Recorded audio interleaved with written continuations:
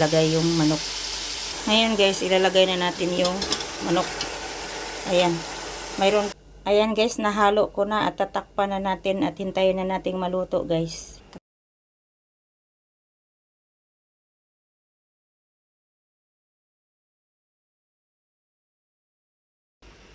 Hi guys, welcome to my vlog.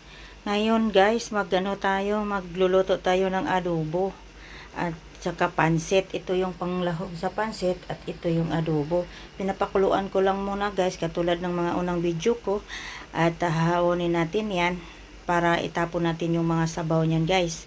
Ayan, i-ready natin yan maya maya. At ito na pala yung panghalo guys sa mga pansit. Ito.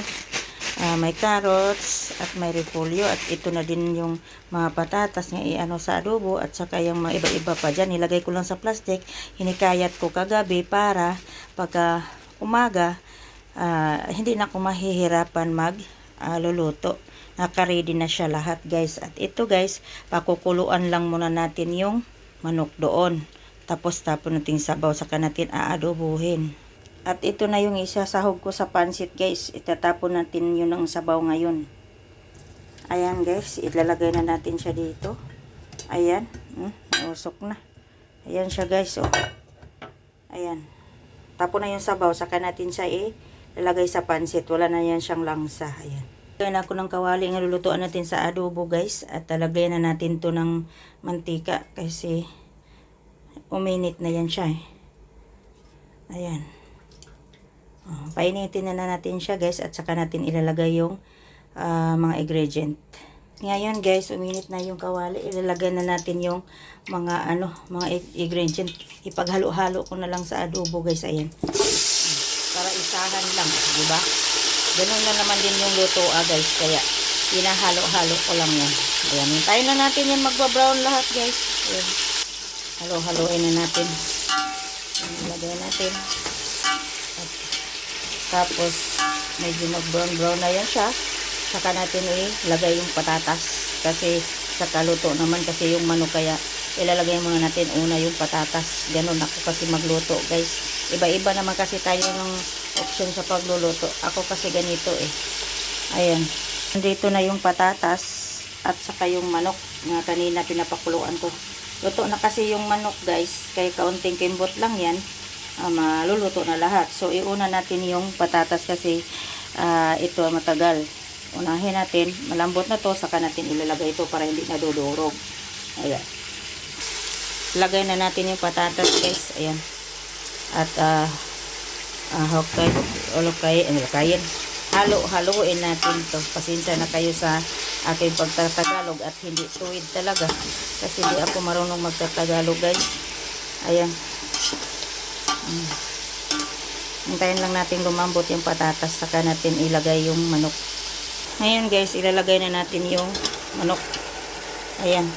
Mayroon pang mga dyan, yung mga limon at kukunin na lang po natin. Ayan. Kukunin natin tong limon kasi baka mangasim. So, ito yung gilagay natin kanina sa pagpakulo. Wala na yan siyang sabaw. Kaya yan, halo-haloin na natin guys. Ayan. Guys, lalagyan na natin siya ng toyo. Ito na yung toyo. Tininimplado na yan lahat. Ayan. Ipaghalo-halo ko. Ayan. Haluin na natin siya guys. Ayan guys, nahalo ko na at tatakpan na natin at hintayin na nating maluto guys. Tatakpan na natin.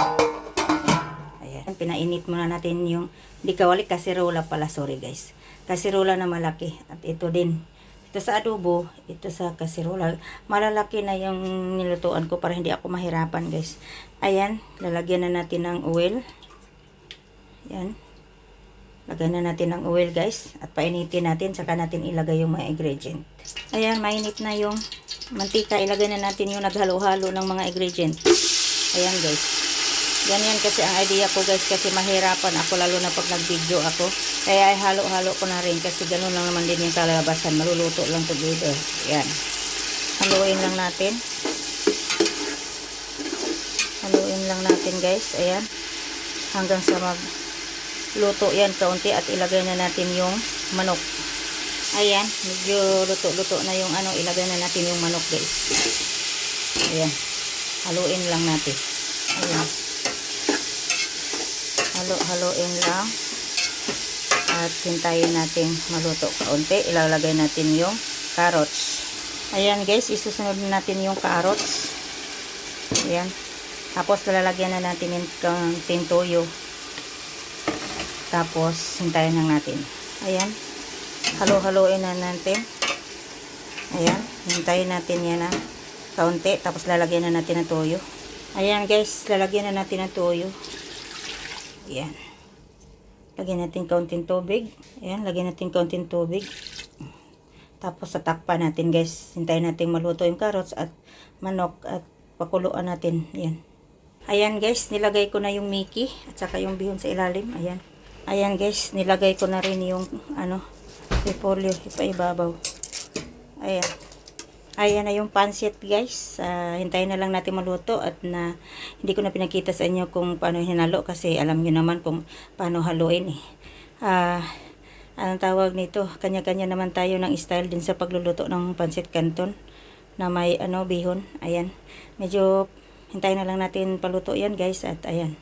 Ayan guys, luto na yung pancit at tatakpan na natin at ayan guys, sana magustuhan niyo itong video na ito at sa susunod pang mga video ko. Maraming salamat po sa inyong panunood. At don't forget subscribe my channel, Lynn Guiliano Vlog. At sa aking Facebook page, Lynn Guiliano. Paki-like, share, and comment guys. Thank you very much. Bye po.